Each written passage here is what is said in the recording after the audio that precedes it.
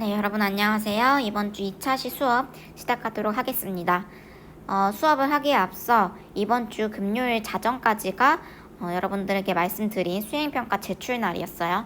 그래서 꼭 시간을 늦게 내서 점수가 감점되는 일이 없도록 잘 기한을 맞춰주시고요. 점수는 다음 주 중으로 안내를 해드리도록 하겠습니다. 자, 우리 지난 시간에는 여기까지 아메리카의 공업지역에 대해서 언급을 했었는데요. 자, 이거는 유럽과 다르게 상대적으로 내용이 조금 간단하고 파악하기가 쉬웠습니다. 자, 우리가 미국 국토를 넓게 크게 봤을 때, 자, 두 가지의 권역으로 나눌 수가 있다. 이쪽이 뭐였죠? 요렇게가, 자, 미국의 북동부는 과거에 성행했던 현재는 쇠퇴한 공업지역이다. 그 다음 반대로, 자, 여기 서쪽부터 요 남부 텍사스주까지는 최근에 떠오르는 곳이다. 그래서 쇠퇴한 곳을 그 지역들을 연결해서 우리가 러스트 벨트다. 그 다음에 새롭게 떠오르고 있는 벨트를 선벨트다 라고 불렀죠. 이 선이라는 게 뭐 부흥하고 있다는 뜻도 있지만 기후가 실제로 북동부보다 온화하다 이런 말도 있었습니다. 그래서 간단한 퀴즈 하면서 마무리를 했었고요. 자, 이번 시간에는 뭘 할 거냐면, 자, 프린트 76페이지를 봐주시면 되고, 자, 교과서 상으로는 150페이지입니다. 시험 범위가 다 정해졌는데, 선생님이 프린트로 그 온라인 클래스에 올려드린 그 프린트에서 한 장이 추가되었어요. 그래서 이미 모든 프린트를 다 인수한 친구들은 학교에서 쌤한테 한 장 받아가시면 되고, 프린트 안 한 친구들은 선생님이 주는 대로 정리를 하시면 됩니다. 그래서 프린트 상으로는 시험 범위가 84쪽까지예요. 자, 그래서 오늘은 뭘 할 거냐면, 자, 유럽과 북부 아메리카를 어우르는, 자, 현대 선진국이죠. 자, 이러한 선진국의 도시에 대해서 배워보도록 하겠습니다. 자, 근데 이거는 여러분들이 넘겨다 보면은 교과서에는 잘 안 나와 있네요. 자, 우리가 학습지에 보면, 자, 77페이지 아래에 요런 그림이 있어요. 자, 여러분들 뭔가 익숙하지 않나요? 우리가 중학교 때부터 통합사에 이어서 세계지리 때도 나오는 건데 엄청나게 많이 언급을 했던 거고, 어떤 도시가 전반적으로 이런 이론에 따라서 대부분 분포를 하더라 라는 공식이 있습니다. 자, 근데 이게 모든 나라들이 다 똑같이 나타나는 건 아닌지라 오늘은 간단하게 이 도시의 내부 구조에 대해서 개념, 이론에 관한 설명을 하고요. 다음 시간에 자세하게, 자, 유럽과 북미를 내부적으로 비교도 해보고 사례들을 보는 수업을 진행하도록 하겠습니다. 그래서 오늘은 간단하게, 자, 76페이지부터 확인을 해보도록 할게요. 자, 유럽과 북부 아메리카의 도시들은 어떠한 특징을 갖고 있느냐. 자, 우리가 3단원 했을 때 인문 환경, 세계의 다양한 인문 환경, 자원, 종교, 도시, 뭐 이런 인구 이런 것들을 했을 때 도시 파트에서 선진국과 개발도상국의 도시의 특성을 비교를 했었던 거 기억나시나요? 자, 선진국은 개발도상국보다 훨씬 더 앞서게 도시화가 시작이 되었다. 그래서 현재 대부분이, 자, 어떤 단계다? 종착 단계다라고 언급했었던 거 기억이 나실 거예요. 자, 도시화. 산업화가 일찍 시작돼요. 이거 다 했었죠? 일찍.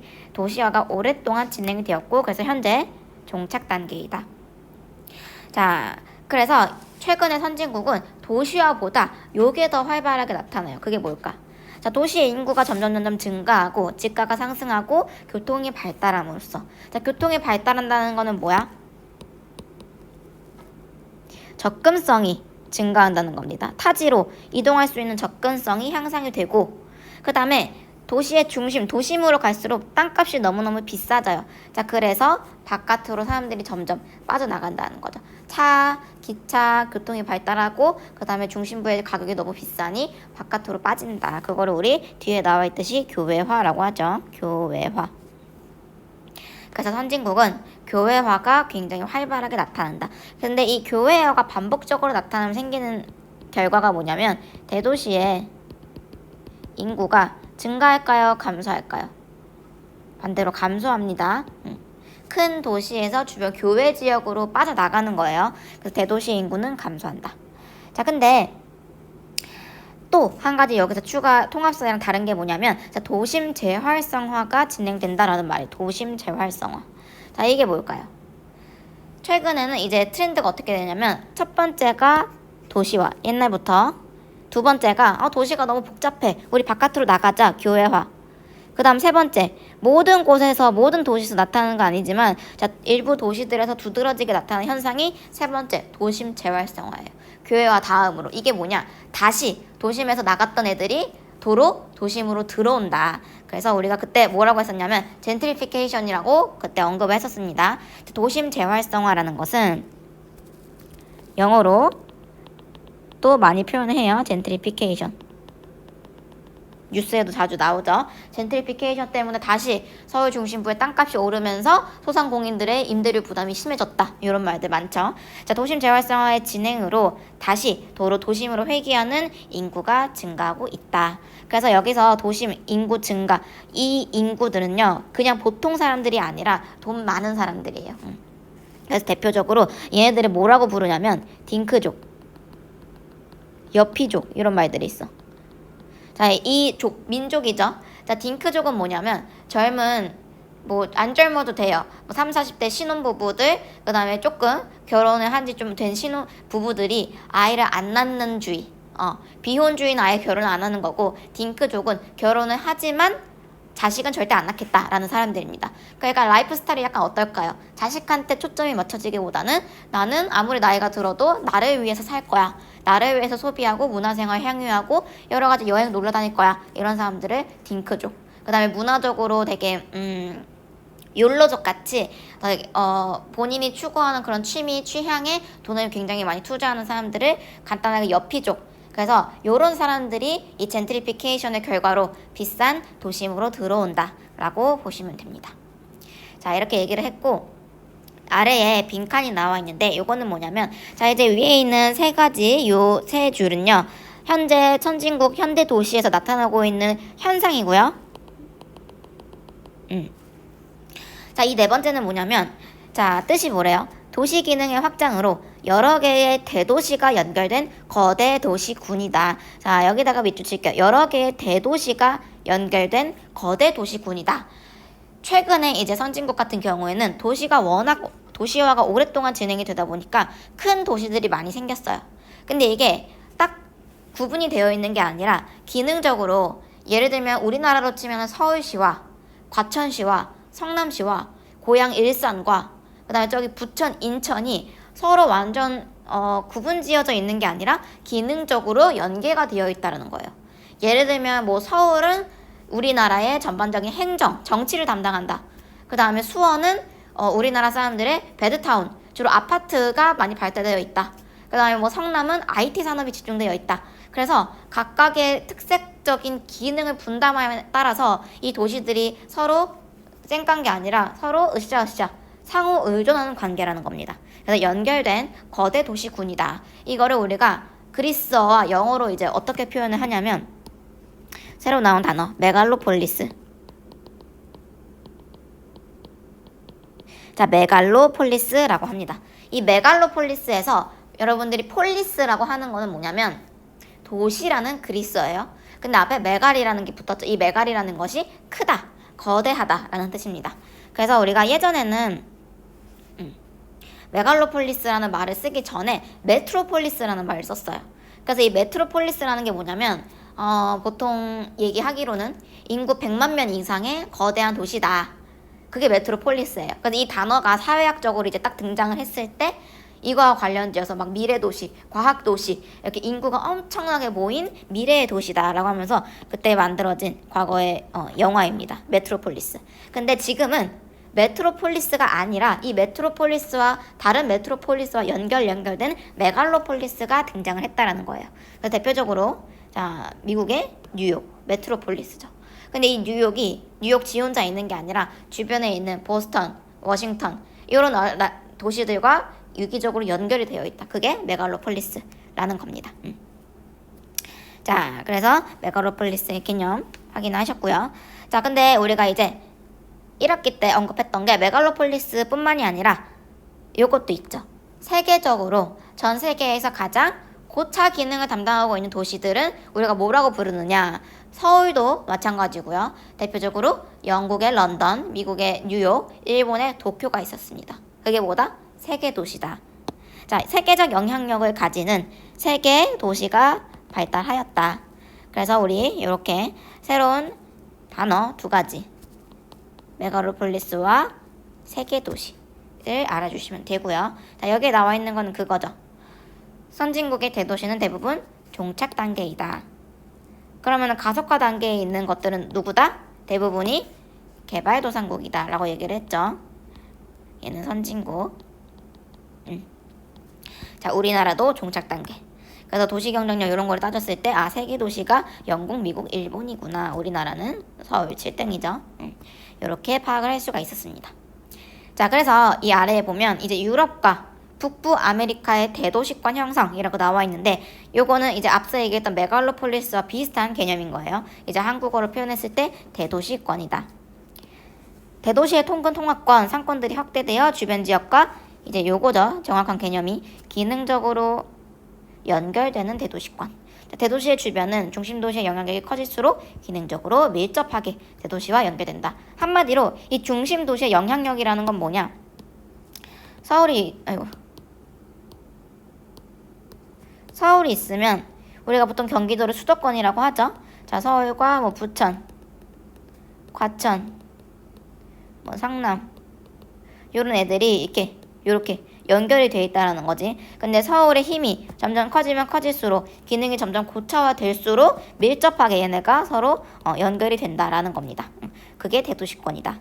그래서 이 메갈로폴리스 대도시권의 사례로는 우리가 이제 지금 유럽을 하고 있으니까요. 미국의 북동부, 아까 얘기했던 보스턴, 뉴욕, 필라델피아, 워싱턴까지. 그 다음에 영국은 런던에서 리버풀.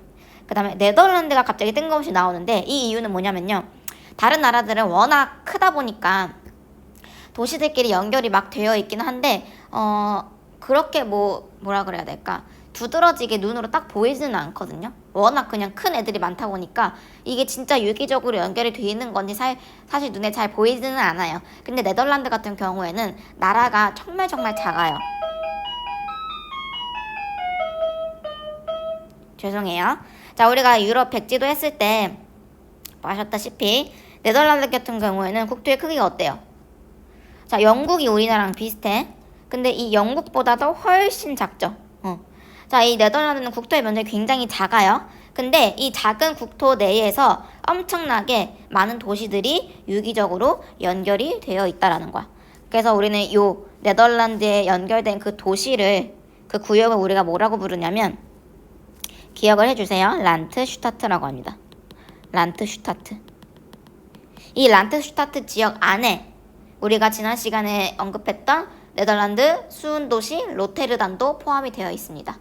그래서 어떤 도시는 뭐 운송, 어떤 도시는 행정, 어떤 도시는 상업, 어떤 도시는 관광, 이렇게 유기적으로 연결이 되어 있어요.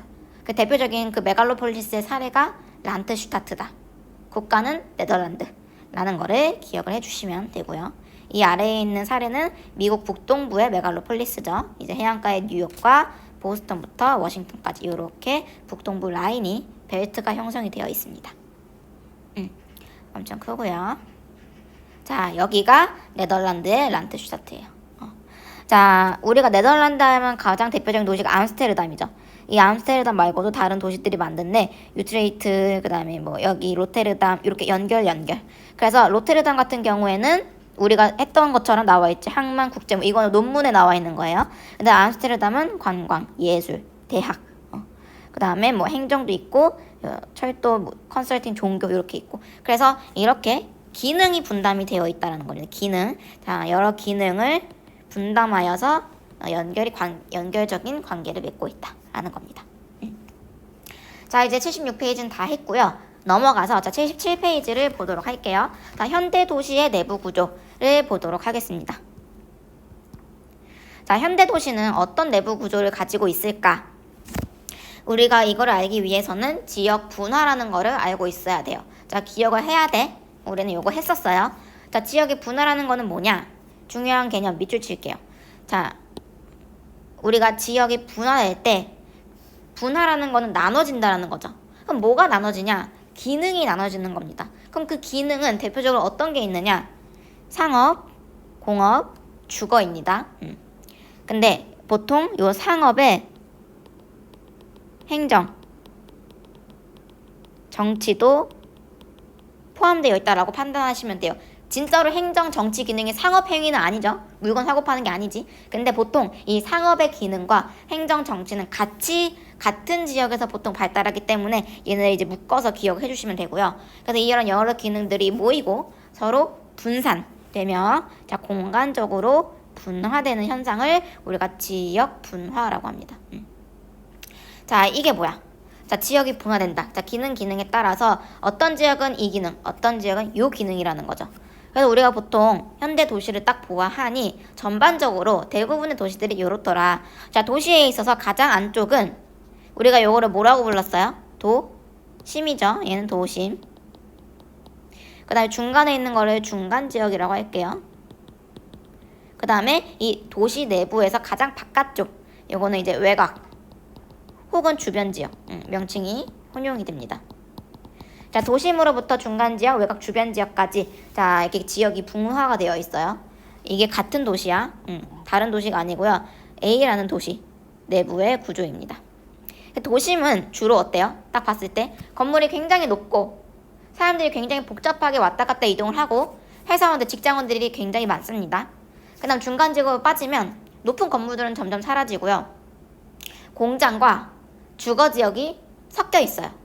그 다음에 더 바깥으로 외곽 주변지로 나가면 이제 교외, 조그만 아파트들, 그 다음에 주택들이 주로 나타납니다. 그래서 우리는 이거를 자, 공간에 따라 분화된다. 지역 분화라고 하는데 이 지역 분화가 나타나는 원인이 중요한 거죠. 자, 이 원인을 알기 위해서는 두 가지의 개념, 접근성과 지대가 나옵니다. 자, 접근성이라는 거는 당연히 뭐야? 어떤 곳으로 내가 접근할 수 있는 가능성을 얘기를 하고요. 자, 그럼 이거는 어떤 걸 통해서 발달하게 됩니까? 교통의 발달에 따라.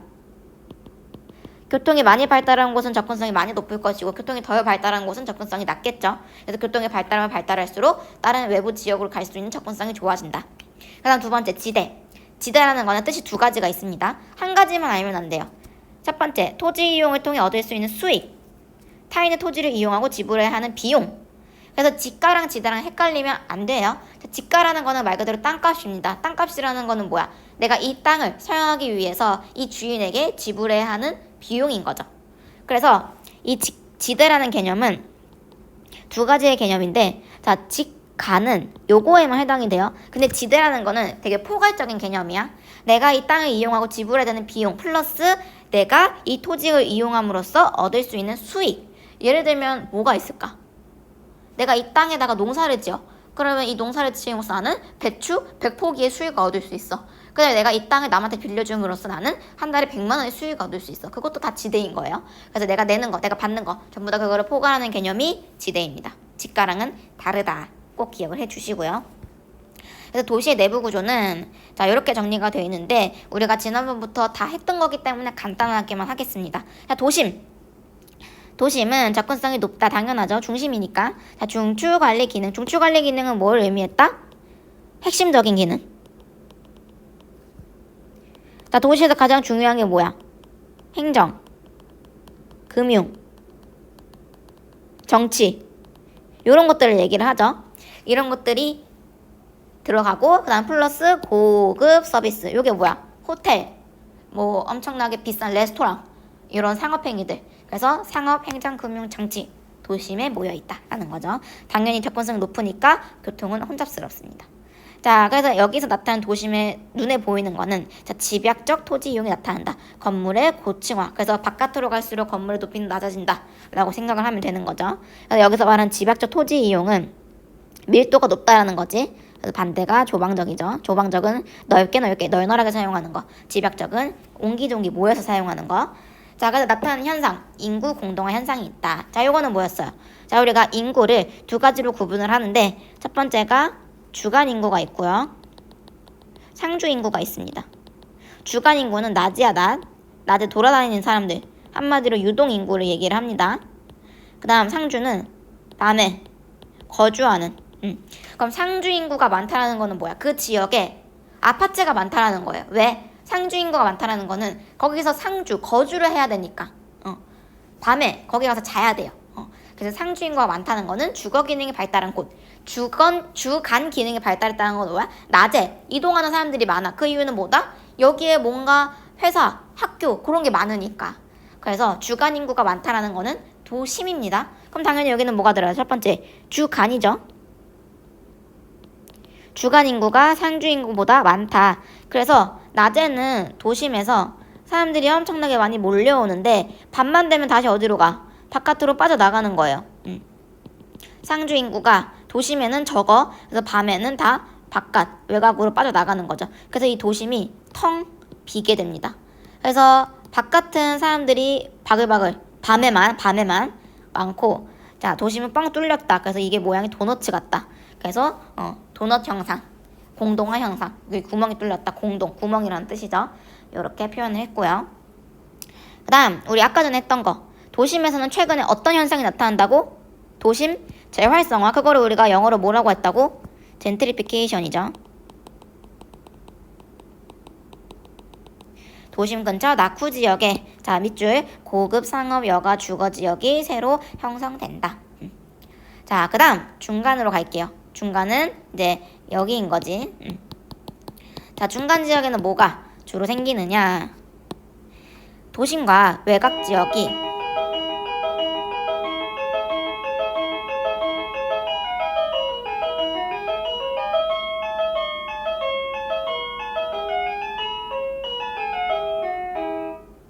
자, 또 죄송합니다. 자, 도심과 외곽 지역이 이렇게 마주치는 곳이죠.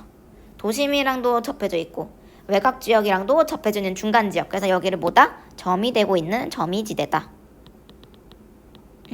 그래서 얘는 중요한 것이 요거죠. 상업, 공업, 주거 기능이 혼재되어 있다. 여러분들이 생각해 볼 때 여러분들은 도심, 중간 지역, 주변 지역 중에서 어디에 살고 싶으세요? 도심은 땅값이 비싸고 교통이 복잡해. 뭔가 직장과는 가깝지만 땅값도 너무 비싸서 돈도 못 모을 것 같아. 그 사람들이 대부분 빠지죠. 근데 빠질 때 중간으로 빠질까요? 주변으로 빠질까요? 이거는 내가 돈이 얼마나 많느냐에 따라 다른데, 일반적으로 우리나라를 제외한 선진국들은요, 중간보다 더 바깥을 선호합니다. 이유는 뭘까? 중간은 점이지대여서 여러 가지 기능들이 복잡하게 얽혀 있어요. 그래서 도시 미관이 예쁘지가 않고, 아파트도 있다가 주택도 있다가 공장도 있다가 막 무슨 매장들도 많다가, 그래서 사람들이 살기에 뭔가 복잡해, 답답하고 약간 좀 더러워요. 복잡하다 보니까 관리가 잘 안 돼. 그래서 사실 도심과 가까울수록, 우리나라는 서울과 가까우면 무조건 땅값이 오르거든요. 근데 보통의 선진국 대도시들은 자, 도심과 가깝다 하더라도 중간 지역보다 그 바깥을 선호합니다.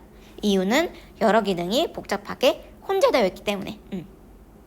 그래서 개발 역사가 오래되어서 여기는 노후 주택이 많다. 바깥으로 갈수록 이제 최근에 개발이 된 거죠. 자, 그래서 주변 지역은 중간 지역과 다르게 더 바깥에 있지만 실제로 이 주택의 질은 중간 지역보다 좋아요. 여러분들은 이제 공장 매연 나오는 데보다 더 쾌적하고 깨끗한 풍요로운 바깥 지역을 여러분들도 선호를 하시겠죠. 그래서 이 주변 지역으로 가면 특징이 뭐다? 도심에 비해 집가와 접근성이 낮다. 그러니까 넓게 타운하우스, 넓은 주택 지을 수 있죠. 그다음 개발 역사가 짧아서 새로운 고급 주택이 많다. 주거지역과 공업지역들이 계획적으로 입지한다. 이 말은 뭘까? 계획적으로 입지한다라는 거는 복잡하게 우리나라 치면 서울의 강북처럼 골목골목 복잡하고 막 이렇게 막 뭔가 정렬이 안 돼 있는 곳과 반대로 강남 같은 경우는 최근에 개발이 됐죠. 1980년대 때. 그래서 바둑판 형식이야. 요렇게. 자, 이러면 어때? 상대적으로 여기보다는, 자, 여기로 갈수록 계획적으로 여기는 주거, 여기는 공업, 다시 여기는 주거, 여기는 공업, 이렇게 입지를 할 수가 있겠죠. 좀 깔끔하겠죠. 주변 지역의 특징은 계획적으로 입지한다 라는 것이 있습니다. 자, 그래서 도시 내부 구조 정리하면은 우리 이렇게 나오죠. 이렇게.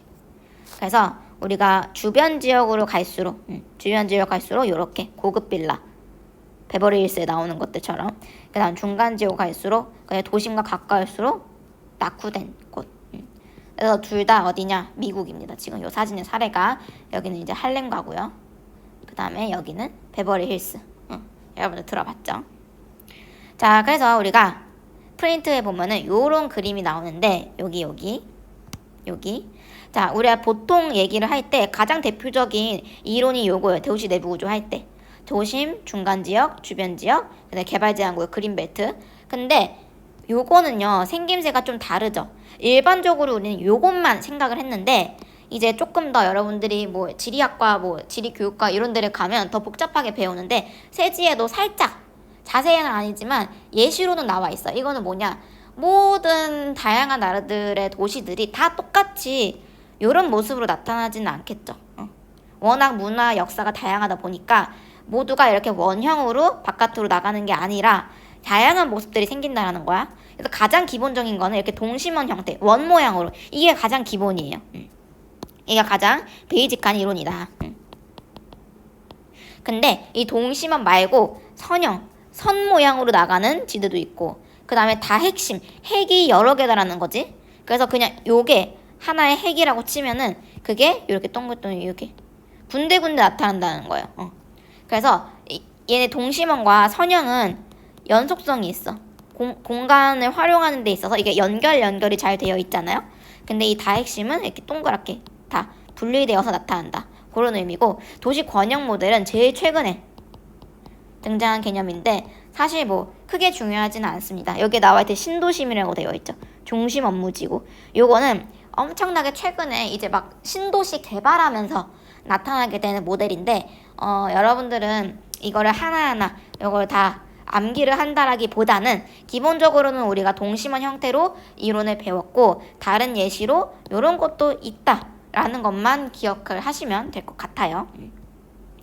자, 이렇게 여러 가지 유형들이 있었고요. 자, 우리가 지금까지 한 거는 도시니까 도시가 몇 개인 거예요? 한 개인 거예요. 한 개의 도시. 근데 우리가 지금 앞에서 얘기했었던 메갈로폴리스, 그 다음에 거대 도시군, 대도시권, 그거는 뭐야? 여러 개의 도시가 연결되어 있다는 거죠. 자, 그래서 이 대도시권이라는 거는 도시 N개, 2개 이상.